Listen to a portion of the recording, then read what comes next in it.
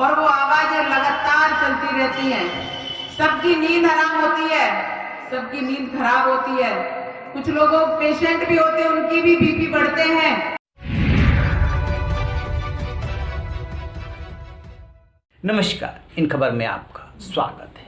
भोपाल की सांसद प्रज्ञा ठाकुर अक्सर अपने बयानों को लेकर के चर्चे में रहती हैं, काफ़ी कंट्रोवर्सी होती है।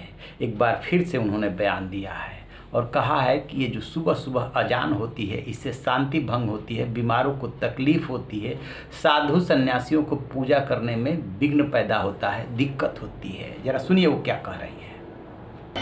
सबकी नींद हराम होती है, सबकी नींद खराब होती है। कुछ लोगों पेशेंट भी होते हैं, उनकी भी बीपी बढ़ते हैं। किसी को कोई तकलीफ, किसी को कोई तकलीफ। किसी पेशेंट को रात भर नींद नहीं आती है, लेकिन वो सुबह निद्रा में जब जाता है तो आवाजों से विघ्न पैदा करता है। और सच बताऊं तो साधु सन्यासी जो होते हैं, उनकी ध्यान साधना का समय भी 4 बजे ब्रह्म मुहूर्त से होता है। हमारी आरती का समय भी, प्रथम आरती का समय भी शाम सुबह 4 बजे से प्रारंभ होता है, ब्रह्म मुहूर्त से प्रारंभ होता है। लेकिन किसी को कोई परवाह नहीं है इस बात की। वो जबरदस्ती के माइक हमारे कानों में गूंजते हैं और वो देते हैं। और जब हम माइक लगा लेते हैं तो विधर्मियों को बड़ी पीड़ा होती है और कहते हैं कि हम किसी और इबादत का कोई शब्द नहीं सुन सकते, क्योंकि हमारे धर्म में, हमारे इस्लाम में ये ठीक नहीं माना जाता और हमारे इस्लाम में ये जायज नहीं माना जाता। तो मैं कहती हूं कि किसी में जायज माना जाए, ना जायज माना जाए, क्या हमें उसकी चिंता है? बिल्कुल करते हैं, हिंदू तो करता है, क्योंकि हम सर्वपंथ समभाव की भावना रखते हैं।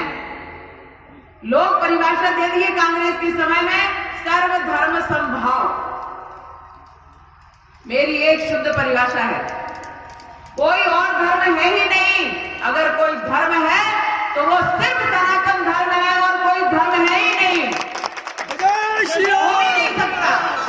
क्योंकि इतनी बड़ी सोच, इतना बड़ा विचार, इतना बड़ा चिंतन, इतना बड़ा तपस्या, इतना बड़े शोध किसी और का हो ही नहीं सकता, क्योंकि हमारा देश सनातन है। किसी को 1400 वर्ष हुए हैं, किसी को 2100 वर्ष हुए हैं, पर कोई बता सकता है कि भारत का जन्म कब हुआ, सनातन का जन्म कब हुआ? ये अनादि है।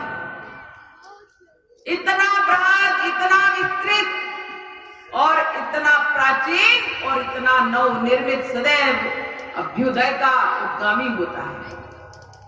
ये भारत है, ये सनातन देश है। इस देश को ना किसी ने जन्माया है और ना कभी मरेगा। पर ये निश्चित ध्यान रखिए इस बात का कि जितने देशों के जन्म हुए हैं, जितने देशों का डेट ऑफ बर्थ है, उनकी डेट ऑफ डेथ निश्चित है। जितने देश जन्मे हैं, उतने देश का मरण निश्चित है। क्योंकि ये मैं नहीं कह रही हूं, ये तो शाश्वत सत्य है। जिसका जन्म हुआ है उसकी मृत्यु निश्चित है। और इसलिए मैं कोई भी बात ऐसी नहीं कहूंगी जो शास्त्रोक्त नहीं है। मेरे राम जी, जिनकी कृपा से हमने मर्यादा सीखी, जिनके नाम मात्र से मर्यादा हमारे भजनों में भी आ जाती है। कृष्ण का गीत गाते हैं तो छलिया भी कह देते हैं, कृष्ण का गीत आते तो बेईमान भी कह देते हैं, कृष्ण का गीत आता है तो चोर भी कह देते हैं, माखन चोर भी कह देते हैं। लेकिन राम का गीत आता है तो मर्यादा से कुछ उनको और कहा ही नहीं जा सकता। इसलिए मर्यादा पुरुषोत्तम प्रभु राम श्री, उनकी हम सब संतानें हैं।